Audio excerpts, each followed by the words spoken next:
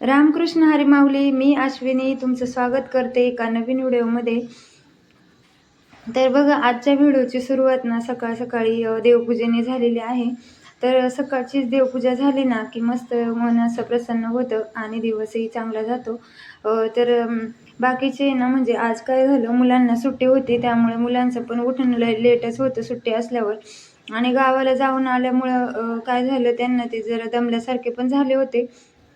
मग म्हटलं जाऊ दे, झोपू दे. मी माझे अंघोळ वगैरे सगळं आवरून देवपूजा वगैरे करून घेतली. भक्तीला आहे ना केस धुवायचे होते. मग ते 2 पातेल्यांमध्ये मी ना पाणी गरम करायला ठेवलं. कसं थंडी पण चालू आहे, मग म्हटलं जरा पाणी जास्त गरम झालं की मस्त अंघोळ होईल. तिचे केस वगैरे धुवायचे होते. मी भांडी वगैरे घासली, ती लावून घेतली. आणि तांब्याचा हांडा आहे ना मला घासायचा होता, तो घासला आज. आणि फिल्टरला माझे नळ नसल्यामुळे स्टोरेज करून ठेवायला लागतं, हांडे भरून ठेवायला लागतात, ते भरून घेतले. आणि म्हटलं चला आता बाकीची कामं आवरून घ्यायला पाहिजे. आता भक्तीचे केस धुवून घेतले. आठवडा झाला पूर्ण, म्हणजे ह्या आठवड्यात तिचे केस धुवायलाच झाले नव्हते. तिचे केस मस्त असे धुवून दिले आणि सुके करून पण दिले मी तिला. मग बाकीचं म्हटलं चला आता आवरूया नंतर.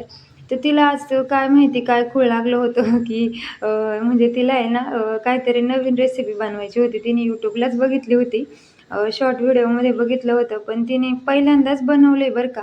पण एवढी छान झाली होती ना की काय सांगू, मस्त अशी. तिने माझ्याकडून ना बटाटे उकडून घेतले कुकरला. बोलली मम्मी मला 2-3 ना बटाटे उकडून दे. तर ते बटाटे उकडून मी तिला दिले आणि मी माझे आपले कपडे धुवायला बसले. कपडे वगैरे धुवून झाले अर्धे. तर तिचं झालं होतं तोपर्यंत तिने काय केलं, मस्त असे बटाटे ना उकडलेले मॅश केले आणि त्याच्यात कांदा, टोमॅटो कच्चंच घातलं, हिरवी मिरची चिरून घातली बारीक, आणि चाट मसाला, काळं मीठ, सफेद मीठ टेस्टनुसार घातलं. आणि मस्त असं म्हणजे त्याचं स्टफिंग बनवलं. आणि मोनॅको बिस्किटमध्ये ना ते सगळं सगळं स्टफिंग असं भरलं आणि छान शेवमध्ये सॉस वगैरे टाकून बुडवून दिलं. तर एवढं भारी झालं होतं ना, मला खूप आवडलं म्हणजे. तर बाकीचे आदल्या दिवशीचे कपडे धुतलेले आहे ना, ते मी घड्या घालून घेतल्या आणि आत्ताची धुतलेली पण सुकत घातली कपडे.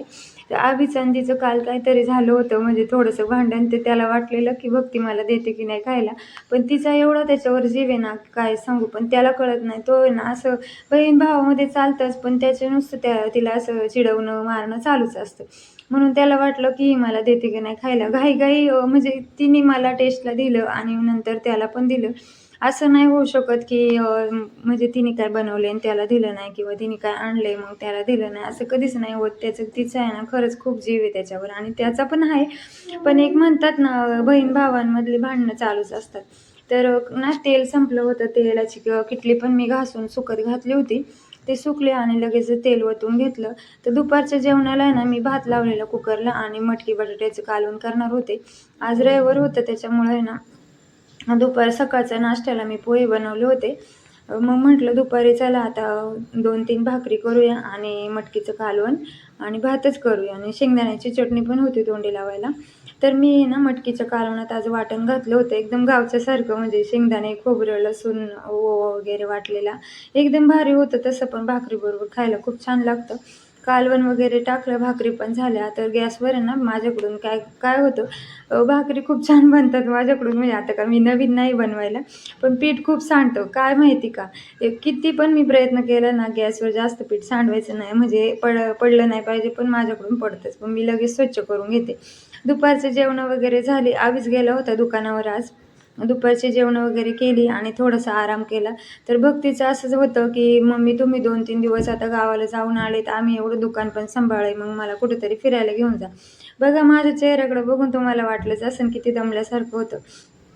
दमल्यासारखेच झाले होते, पण मुलांचं पण मन नाराज नाही करू शकत आपण. तर तिला म्हटलं चल मग कोपरखिरण्यात ना म्हणजे असं छोटासा एक मेला लागलाय. तर तिला म्हटलं होतं आपण इथंच जाऊया, पण ती बोलली नाही मला आत्याकडे जायचंय घनसोलीला. तर घनसोलीला ना माझी बारकी नणंदबाई राहते. तर म्हणजे त्यांच्या घरी वगैरे गेलो आणि घरचं काय व्हिडिओ काढला नाही घरी गेलेल्याचं. डायरेक्ट झुडिओलाच आलो आम्ही. भक्तीला ना 2-3 कुर्ते बघायचे होते. टॉप किंवा कुर्ते तिला तिला जे आवडेल ते घ्यायचं होतं. पण तिला ह्या वेळेस ना झुडिओमध्ये काहीच आवडलं नाही. तिने काहीच घेतलं नाही. एक लिपस्टिक आणि नेल पेंट घेतली गुलाबी कलरची, आणि सेंट बघत होते, पण सेंट पण त्यांना दोघींना पण जे काय आवडेल असं भेटला नाही. मग तिथून आम्ही निघालो म्हणजे घरी येण्यासाठी. गौरी नाव आहे तिचं. तर गौरीला म्हटलं चल तुम्हाला ना दोघींना काहीतरी खायला चारते. मग त्या दोघींना पाणीपुरी वगैरे चारली, मी पण शेवपुरी घेतली खायला. मग आम्ही तिघींनी मस्त असं खाल्लं आणि गौरीला म्हटलं आता तू जा घरी, आम्ही पण जातो आता आमच्या घरी. तर बसने आम्ही घरी आलो. तर बघा जरा वेळच फिरलो पण भक्तीला किती दमल्यासारखं होतं आणि फिरायचं तर असतं. घरी आलो बघतो तर काही अभिचं बघा घरात बूट घालून फिरत होता, कारण नवीन बूट घेतलेत ना कॉलेजमध्ये ना. त्याला आज आता दिवाळीनंतर ब्लॅक शूज घ्यायचेच होते, तर ते तो घेऊन आला होता, त्याच्या बाबांनी घेऊन दिलं होतं त्याला. तर तो घरी घेऊन आला होता. ह्यावेळेस मी नव्हते घ्यायला गेले, त्या दोघांनीच घेऊन आले. तर घरात घालून बघत होता. तर मग झालं. मग तो म्हटला मम्मी बरं झालं आली बाई, तुम्ही लई उशीर केला यायला, मला भूक लागली. मग दुपारचाच भात होता ना, तोच त्यांना मस्त असा फ्राय करून दिला. कांदा टोमॅटो घातला, लाल तिखट घातला आणि थोडासा मॅगी मसाला घातला आणि कोथिंबीर जास्त घातली. एवढा भारी होतो ना हा भात की काय म्हणजे त्यांना मुलांना खूप आवडतो. मग दोघांना पण थोडं थोडं खायला दिला. मग त्यांना विचारलं थोडं जेवणार आहे का, तर दोघं पण बोलले नाही मम्मी आम्हाला काही भूक नाही. मग म्हटलं आता आमच्या दोघांपुरतं काय कालवण भाकरी करायच्या, दुपारी पण भाकरीच खाल्ल्या होत्या, मग कंटाळा पण आला होता. मग म्हटलं मसाले भातच करूया. तर मी ना वटाणे आणून ठेवले होते घरात आधीच, तर वटाणा भातच केला. साधा सिंपल असा. दरवेळेस ना मी थोडंसं सोयाबीन पण घालते, कारण अभिला खूप आवडतं, पण आज अभि खाणारच नव्हता. तर मग मी काय म्हटलं जाऊ दे वटाणा भातच करूया. तर जास्त असे वटाणे घातले मी आणि कुकरला लावला भात. आता वाटाणा भात पण खूप आवडतो बरं का आम्हाला, छान लागतो मस्त असं. म्हणजे बिर्याणी मसाला वगैरे घातला ना की भारी होतो. तर तोंडी लावायला ना मी काकडी सोलून घेतली आणि मला कसं रात्रीची गोळी असते खायला, मला ती लवकरच खायची असते. जर लेट खाल्ली ना तर सकाळची जागच येत नाही. तुम्हाला तर माहितीच आहे, मी शॉर्ट व्हिडिओमध्ये एकदा सांगितलं होतं की गोळी डॉक्टरांनी अशी दिली की मला सकाळची जागच येत नाही, झोपेची गोळी दिली का काय असं वाटतंय. पण नाही, लवकर खाल्ली ना की ऑटोमॅटिक झोप पण पूर्ण होते आणि सकाळची जाग पण येते. तर चला व्हिडिओचा शेवट इथंच करते. व्हिडिओ आवडला असेल तर लाईक शेअर सबस्क्राईब चॅनलला नक्की करा आणि आता मी पण जेवून घेते. धन्यवाद.